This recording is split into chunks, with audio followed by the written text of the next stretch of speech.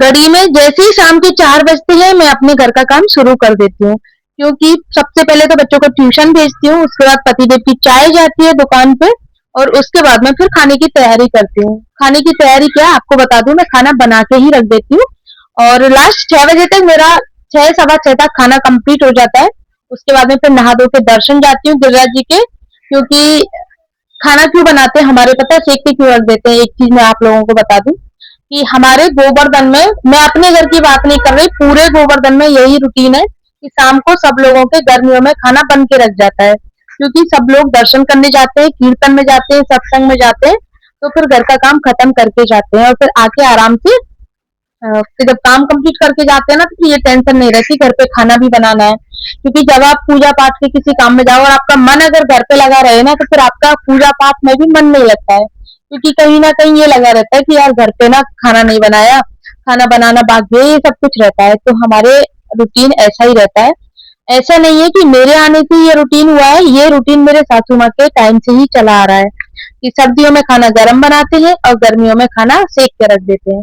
तो सबसे पहले तो मैं अपने रूम की सफाई कर लेती हूँ, क्योंकि बच्चे अपना पढ़ाई वगैरह किया था, बच्चों ने तो पूरा बेड फैला दिया था और हर्षित ने टॉयज वगैरह फैला दिए, तो इनको समेटने में मुझे थोड़ा सा टाइम लगता है।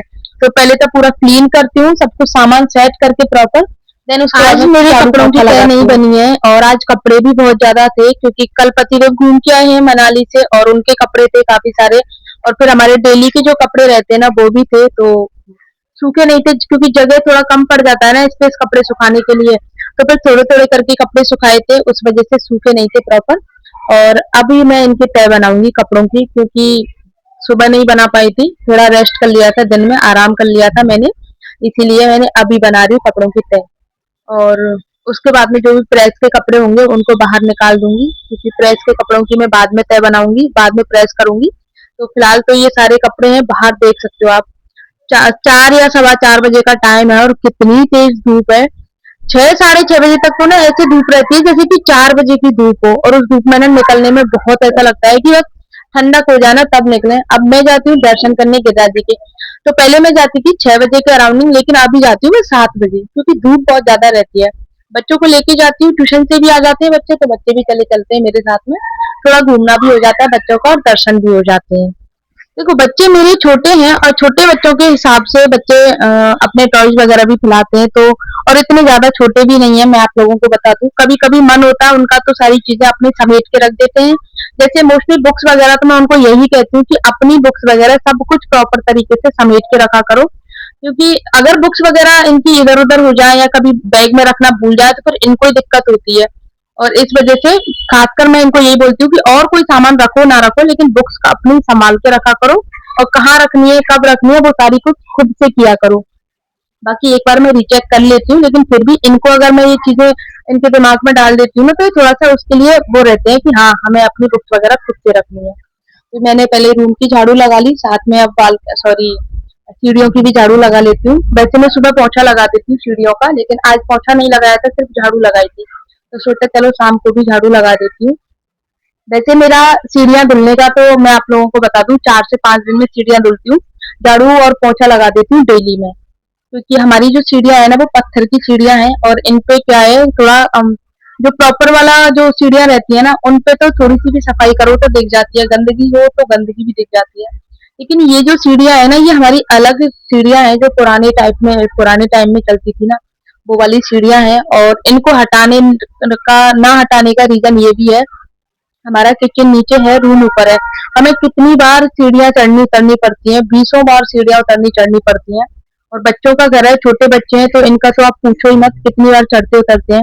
और वो अगर सीढ़ियाँ जैसे मार्बल वाली होती हैं या फिर जो कोटा स्टोन जो रहती हैं, अगर वो सीढ़ियाँ लगवा दी जाए, एक बार पापा ने बोला भी था, लेकिन फिर कहीं ना कहीं दिक्कत रहती है, बच्चे डेली गिरते हैं, इन सीढ़ियों पे तो फिर भी कम गिरते हैं, लेकिन वो वाली जो सीढ़ियाँ रहती है ना उन पे तो आए दिन कुछ ना कुछ रहता है ये रिस्क, तो इसी वजह से वो सीढ़ियाँ नहीं लग पा रही।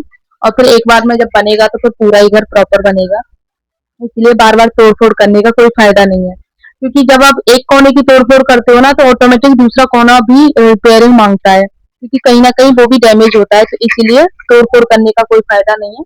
जब बने तब प्रॉपर बाद में ही बनेगा, अब देखो वो टाइम कब आता है वो पता नहीं। फिलहाल तो हमें उस हिसाब से ठीक है, हमें अभी किसी चीज़ की रिक्वायरमेंट नहीं है।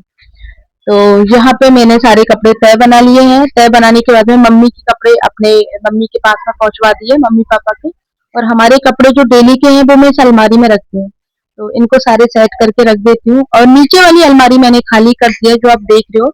इसमें एक्स्ट्रा कपड़े रख देती हूँ, जैसे पतिदेव के नी कैप हैं और जैसे होते हैं ना छोटे-मोटे एक्स्ट्रा कपड़े रहते हैं साफ-सफाई करने के, डस्टिंग करने के कपड़े, या फिर मेरी गाउन वगैरह ऐसी चीज़ें मैं इस अलमारी में रख देती हूँ। बच्चों के नाइट सूट वगैरह हैं, वो सब कुछ ढूँढने में आसानी रहती है बच्चों को।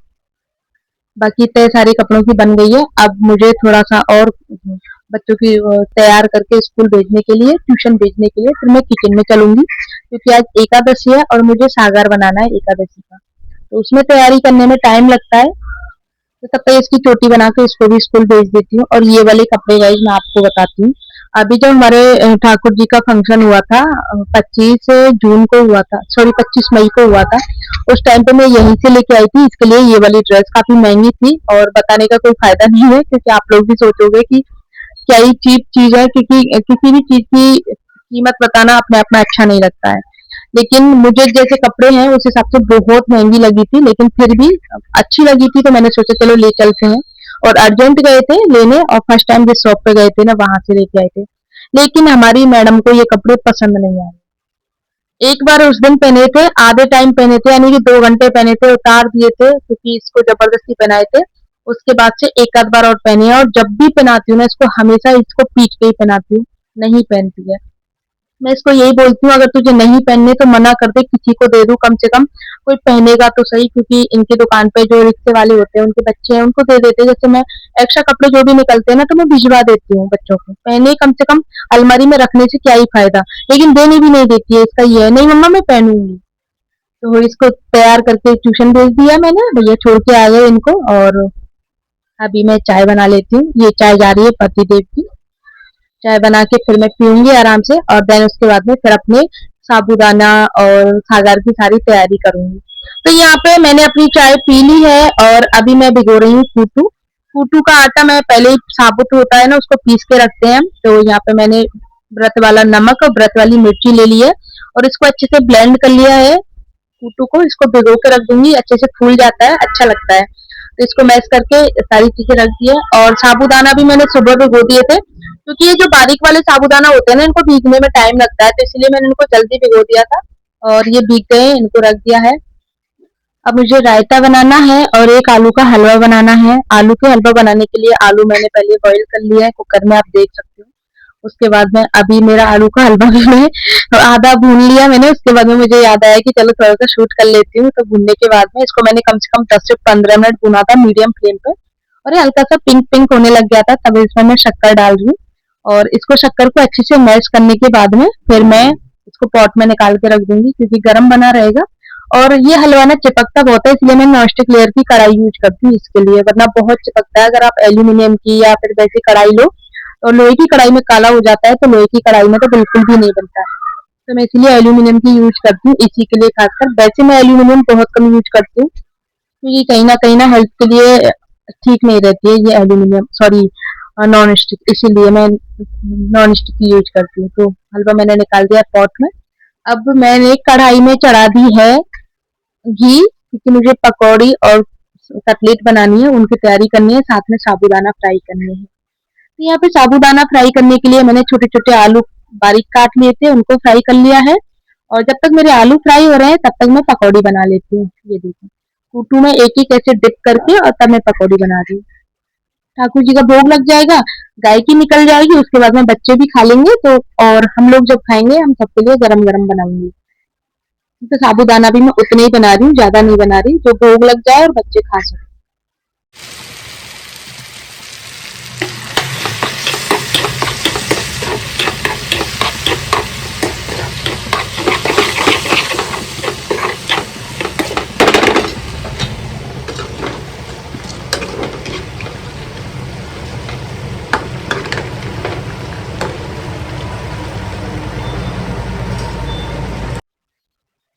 पकौड़ी मैंने बना ली है, अब मुझे कटलेट डालनी है। और मेरे बच्चों को ना कटलेट बहुत अच्छी लगती है, जैसे फ्रेंच फ्राइज होता है ना सेम उसी तरह मैं बना के देती हूँ। और उसमें ना व्रत वाले नमक मिर्ची डाल देती हूँ तो बच्चों को बहुत अच्छे लगते हैं। और अलग से मुझे आज खाना नहीं बनाना क्योंकि पापा ने बोल दिया था कि आज मैं यही खा लूंगा, क्योंकि जब मैं बनाती हूँ ना पराठे भी सेकती हूँ सब्जी भी बनाती हूँ लेकिन फिर भी पापा यही खाते हैं, पराठे सब्जी नहीं खाते। लेकिन बनाना होता है, लेकिन इस बार तो पूछ लिया था मम्मी ने कि अगर तुम्हें यही खानी है तो बता दो वरना पराठे सब्जी बन जाएंगे। तो पापा ने बोल दिया था कि नहीं मेरे लिए पराठे सब्जी मत बनाना, मैं यही खा लूंगा। तो ये काम मेरे लिए थोड़ा घट गया क्योंकि पराठे और फिर अन्न का फैल जाता है ना काम। ये नहीं है कि ज्यादा काम हो गया मेरे लिए काम बढ़ गया, बात होती है अन्न का, क्योंकि एकादशी में ना बिना अन्न का सब कुछ होता है और उसमें अगर अन्न की चीजें बीच में आ जाती हैं तो कहीं ना कहीं थोड़ा सा कंफर्ट फील नहीं होता कि साबूदाना इनको हटाओ, वही स्लैब रहती है वही सब कुछ रहती है, तो नहीं होता है। फिर या तो मुझे पहले बनाना होता है खाना या फिर सागर की तैयारी पहले करनी होती है, तो इसलिए तो यहाँ पे मेरा अब मैंगो शेक भी लगभग कंप्लीट हो गया है क्योंकि मुझे ठाकुर जी के भोग में सब चीज लगानी है।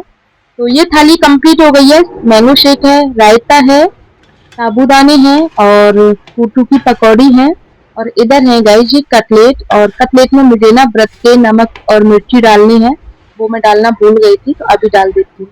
और ये है गाइस आलू का हलवा। तो ठाकुर जी के भोग की थाली कंप्लीट हो गई है। अब मुझे सब में एक एक दल तुलसी जी का डालना है, छोड़ना है, और उसके बाद में हमारी भोग की थाली ठाकुर जी के लिए चलती है। तो पहले ठाकुर जी का भोग लगा देती हूँ, उसके बाद में मिलाती हूँ। तो गाइस भोग लग गया है, उसके बाद में आप लोगों को मैं दिखा रही हूँ हमारा मंदिर। ये देखो ठाकुर जी ने भोग पा लिया। ये है हमारे गिरिजा जी, छोटू से प्यारे से गिरिजा जी। हमारे गोवर्धन में हर घर में आपको गिरिराज जी मिलेंगे। तो यहाँ पे मैं अब गाय की निकाल देती हूँ, गाय का चला जाएगा। थोड़ी थोड़ी सब कुछ निकाल देती हूँ और बच्चे बस आने ही वाले हैं। मैंने फोन करके पूछ लिया अभी बच्चे आ रहे हैं तो तब तक मैं तैयार हो जाती हूँ, क्योंकि बच्चों को लेके चलना है, तो बच्चे तो ऑलरेडी तैयार हैं, ट्यूशन गए हैं, तो उन्हीं कपड़ों में लेके जाऊंगी उनको। तो मुझे चेंज करना है। नीचे राधे बर्तन साफ कर रही है, तो इतनी देर में बर्तन साफ होंगे, मेरा तैयार होना हो जाएगा और बच्चों को खिला पिला के फिर मैं दर्शन ले जाऊंगी अपने साथ में। और इस टाइम पे ना थोड़ा सा गर्मी कम हो गई है, जो 2-3 दिन बारिश आई थी ना बहुत तेज, उससे बहुत राहत है। इतनी ज्यादा तो नहीं बोल सकते लेकिन हाँ थोड़ी बहुत राहत तो है। वैसे मैं हमेशा ना जूड़ा बना के जाती हूँ स्वेटर लगा के, क्योंकि गर्मी लगती है, रास्ते में बहुत गर्मी लगती है। लेकिन आज मैंने सोचा चलो बाल खोल के मतलब क्लेचर लगा ले देती हूँ, क्योंकि खुद के लिए थोड़ा सा आप जैसे भी बन के रहते हो ना तो आपका माइंड उसी तरीके का बन जाता है। आप पूरा दिन अगर क्लेचर लगा के जूड़ा बना के घूमोगे ना तो कहीं ना कहीं आपको ना आलस जैसा बोरिंग जैसा फील होगा, लेकिन आप अपने को आपको ना अच्छे से बना के रखोगे ना, उस दिन आपको खुद को पॉजिटिविटी और खुशी खुशी अपने आप महसूस होती है। ये चीज मैंने नोटिस की है बहुत ज्यादा। तो आज मैंने सोचा चलो मैं आज क्लेचर लगा लेती हूँ बालों में। तो फाइनली अभी तैयार हो गए हैं, अभी चलते हैं ठाकुर जी के दर्शन करने। आप लोग भी दर्शन करो।